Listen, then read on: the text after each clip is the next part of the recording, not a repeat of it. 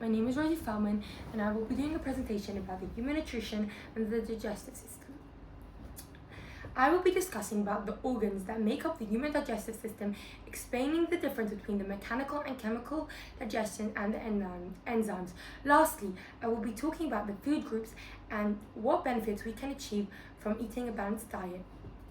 The digestive system tract comprises a series of structures and organs that food and liquid travel through to be absorbed and distributed for the use around the body. Starting at the lips, the digestive tract consists of the oral cavity, the pharynx, the esophagus, the stomach, the small intestine, the large intestine, and the anus. Food is prepared for its journey through the digestive tract by a mechanical process called mastication or chewing, which takes place in the mouth. Inside the oral cavity, the canines and the premolars tear the food up. The molars at the back then crush up and grind the food.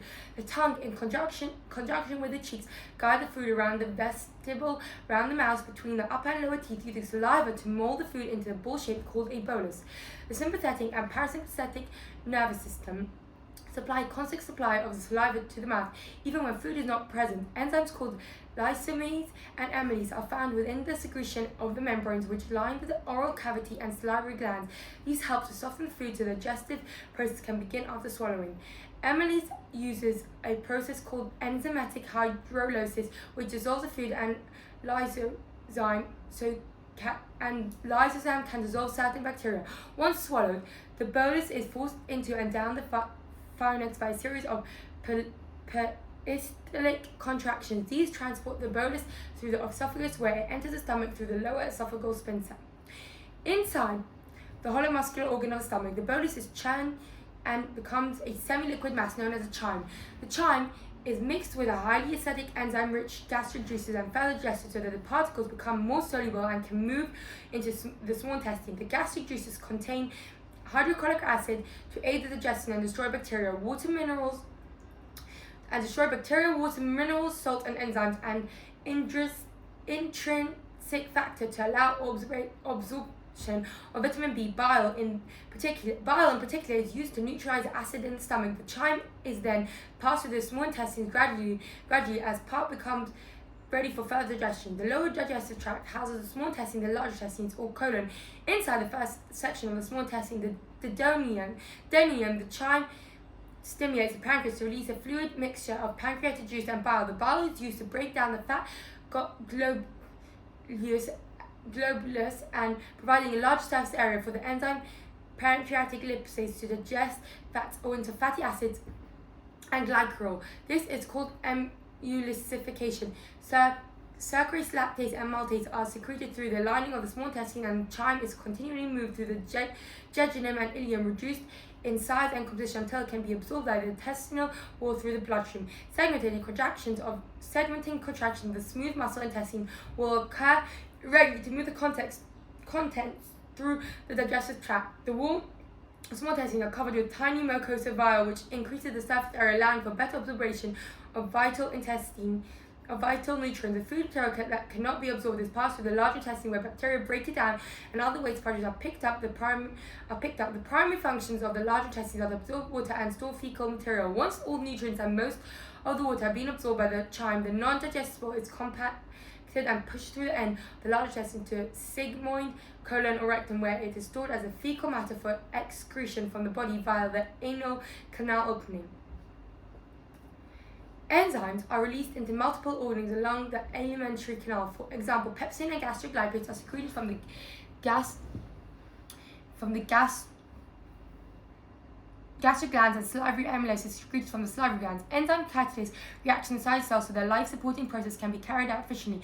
For the digestive system, these are to break down the macronutrient food molecules and speed up the digestive process. The internal environment of the digestive system must have a suitable pH level for this catalytic reaction to happen. The optimal temperature for enzymes found in humans is 37.5 degrees Celsius. The optimal pH for each enzyme is shown in this table. The enzymes that operate the best in acidic conditions are those which enter the stomach. For example, gastric lipase and pepsin. Once enzyme-rich chyme leaves the stomach and enters the duodenum, the acidic content is neutralized by alkali, while the Then we see this enzymes such as trypsin and pancreatic amylase and lipase secreted from the pancreas into the duodenum. These enzymes operate based in alkaline conditions. Each enzyme molecule has an active site which allows it to bond with specific substrate. The active site has a geometrical shape and particular chemical signals which will only allow the specific substrate to bond with its complementary shape. When the substrate attaches the enzymes, the active site, an enzyme substrate complex is formed. Inside the complex, a reaction takes place to create a product. Depending on which enzyme and substrate bond together, once the end of product is released, it can be transported again, leaving the active site clear for the process start again. Chemical digestion is a process of digestion where large molecules are broken down into smaller molecules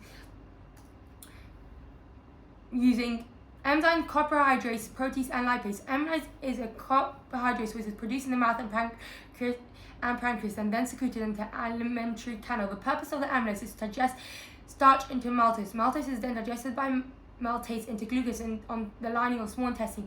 Proteins such as pepsin and trypase break down proteins into small amino acids. Pepsin is produced when the protein is digested into the stomach, and trypsin is produced into the pancreas to be secreted into the duodenum, with the lipase enzyme. Lipase enzyme digests the lipids into fatty acids and glycerol. Mechanical digestion or catabolism is the breakdown of large food structures into small food structures.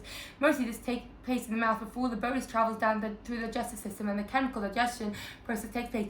Both mechanical and chemical processes exist to break down food molecules and increase their surface area to allow more nutrients to be absorbed effectively. The food pyramid. In 2016, the Department of Health released the latest copy of the Eat Well Guide to show a healthy balanced diet and lifestyle for the average adult in the UK. It suggested that the ideal balanced diet to provide good health and prevent disease would contain both macronutrients, carbohydrates, proteins and fat, and micronutrient vitamins and minerals. The base of the food pyramid shows that the foods that should dominate meals, which are carbohydrates. Carbohydrates are essential for micronutrients which must be ingested. Micronutrients found in starchy foods such as these increase the energy for strength and physical health, produce heat within the body, build muscle, and help improve concentration and stamina.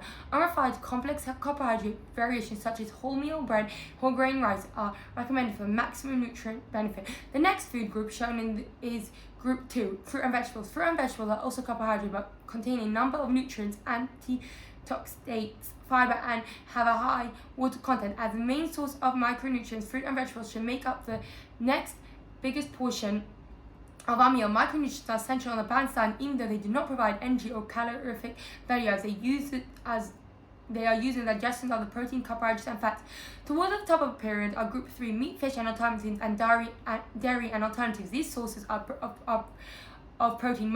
These are sources of protein. Most of the product in the Group 1 is animal products, but there are some plant-based proteins such as beans and pulses, which also provide dietary fiber. Protein is a macronutrient which contains amino acid that is essential for metabolism and muscle development. There are 20 amino acids required by the body, 9 of which must be indigested as food, as the human body cannot manufacture them.